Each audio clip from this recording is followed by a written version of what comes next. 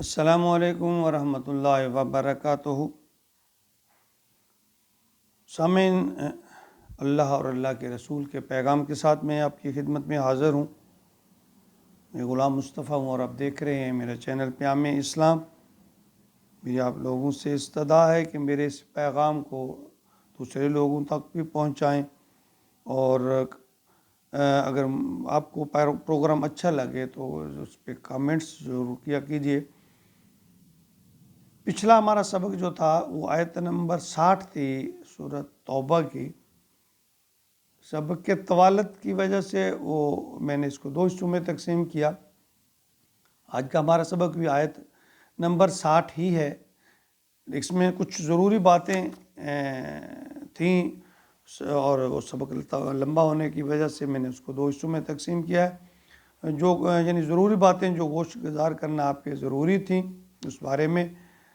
تو جو آیت ہم نے پچھلے سبق میں تلاوت کی تھی کہ انما الصدقات للفقراء والمساکین والعاملین علیہا والمؤلفۃ قلوبہم وفی الرقاب والغارمین وفی سبیل اللہ وابن السبیل فریضۃ من اللہ واللہ علیم حکیم۔ اس میں اللہ رب العالمین نے 8 زکوٰۃ کے صدقات کے مصارف 8 بیان فرمائے تھے، جس کا ذکر میرے اختصار کے ساتھ کیا تھا۔ اور اس میں کچھ اور باتیں حضور اکرم صلی اللہ علیہ وسلم کی جو تعلیمات ہیں اس کے حوالے سے، کہ آپ نے فرمایا کہ 5 قسم کے لوگ مالدار ہونے کے باوجود زکوٰۃ وصول کر سکتے ہیں۔ یہ وضاحت عام لوگ پوچھتے ہیں، یعنی بہت سے لوگ تو بات پوچھتے ہی نہیں شرم کے مارے۔ بہرحال اسلام کے بارے میں ہمیشہ تعلیمات جو ہیں ان کو حاصل کرنا چاہیے۔ اور رسول اللہ علیہ وسلم نے فرمایا، ابو داؤد کی حدیث ہے کہ 5 لوگ ایسے ہیں جو مالدار بھی ہوں تو زکوٰۃ ان کو وہ زکوٰۃ کا مال جو ہے زکوٰۃ وصول، ان کا طریقہ بھی آپ سن لیں اور وہ لوگ بھی سن لیں۔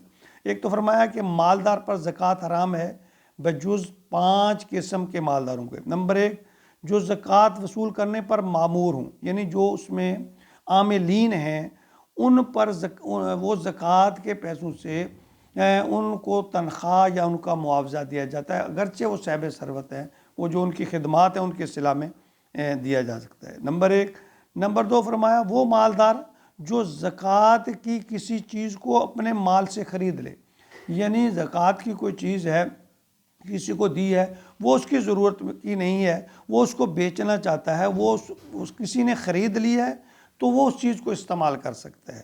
تیسرے نمبر پہ فرمایا کہ قرض دار اگرچہ وہ مالدار ہے، یعنی بات ہو رہی ہے کہ جو مالدار لوگ ہیں، کچھ مالدار لوگ ایسے ہیں جو زکوٰۃ کے پیسے یا زکوٰۃ کی چیزیں استعمال کر سکتے ہیں۔ تیسرے نمبر پہ قرض دار جو ہے اگرچہ وہ مالدار ہو، یعنی اگر اس کا مال اس قرضے سے منہا کیا جائے تو پھر بھی اس کے اوپر قرضہ ہے، تو ایسے لوگوں پر بھی زکوٰۃ یا صدقات جو ہے وہ دیے جا سکتے ہیں۔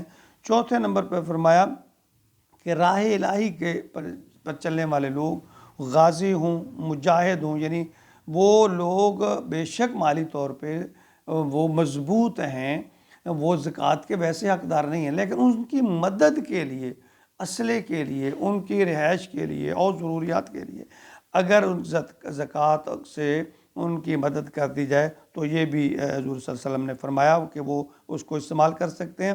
اور 5ویں نمبر پہ فرمایا کہ کوئی مسکین جسے زکوٰۃ کے مال سے کوئی چیز ملی ہو اور وہ چیز کسی کو تحفے میں دے دے، یعنی کسی کو آپ نے زکوٰۃ دی ہے، اس نے اللہ ظرفی کا مظاہرہ کرتے ہوئے یا کسی کے ساتھ ہمدردی کرتے ہوئے یا اپنی یعنی قربانی کرتے ہوئے جو ہے احسان کرتے ہوئے کسی کو وہ چیز اس میں سے کچھ تحفے میں دے دی، اگرچہ وہ مالدار شخص ہے، تو وہ بھی اس کو، یعنی 5 طرح کے لوگ، اختصار سے کہہ رہا ہوں کہ 5 طرح کے حضور نے فرمایا ایسے لوگ جو مالدار بھی ہوں لیکن وہ زکوٰۃ صدقات جو ہیں وہ اس کو استعمال کر سکتے ہیں۔ ان میں ایک عاملین ہے، دوسرے جو مالدار وہ لوگ جو کسی کو دی ہوئی زکوٰۃ کی کوئی چیز خرید لیں وہ چیز استعمال کر سکتے ہیں، قرض دار اگرچہ وہ مالدار ہو، اور اسی طرح اللہ کی راہ پر لڑنے والا مجاہد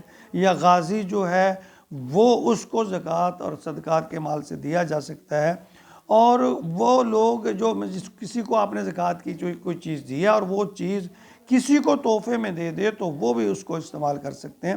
اچھا، اس کے علاوہ اور بھی ایک بات ذہن میں رکھیے کہ حضور صلی اللہ علیہ وسلم نے غیر مسلموں کو بھی زکوٰۃ اور صدقات دیے ہیں۔ آپ کی زندگی سے کئی ایسی مثالیں ملتی ہیں کہ آپ نے ان کو اسلام کی طرف رغبت دلانے کے لیے یا تالیف قلوب جسے کہا جاتا ہے صدقات اور خیرات دیے ہیں۔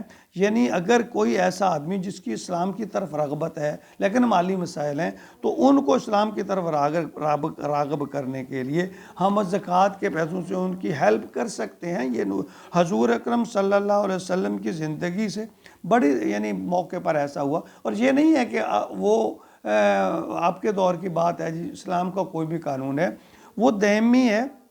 اگر کوئی اسلام کی طرف راغب ہو رہا ہے، اس کے مالی وسائل ایسے ہیں، لوگ اس کو سپورٹ نہیں کرتے، اس کی برادری کی طرف سے کچھ مسائل ہیں، تو ایسے لوگوں کو اسلام کی رغبت دلانے کے لیے، یا آپ کے مسائل میں کوئی ایسے لوگ ہیں جو دلی طور پر اسلام کو اچھا سمجھتے ہیں، کچھ مالی وجہ سے وہ اسلام کی طرف راغب نہیں ہوتے، تو ان لوگوں کے لیے زکوٰۃ جو ہے، زکوٰۃ کے پیسے یا صدقات کے پیسے وہ دیے جا سکتے ہیں۔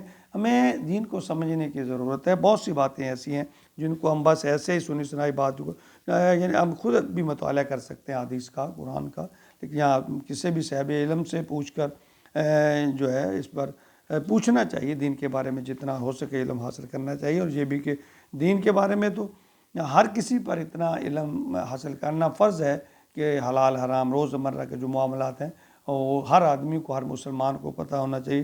ہمیں پتہ ہے تو ہر چیز کا پتہ ہے، اگر نہیں پتہ تو دین کے معاملات کا نہیں پتہ۔ ہمیں جو ہے دین سمجھنے کی اللہ تعالیٰ توفیق عطا فرمائے، آمین یا رب العالمین۔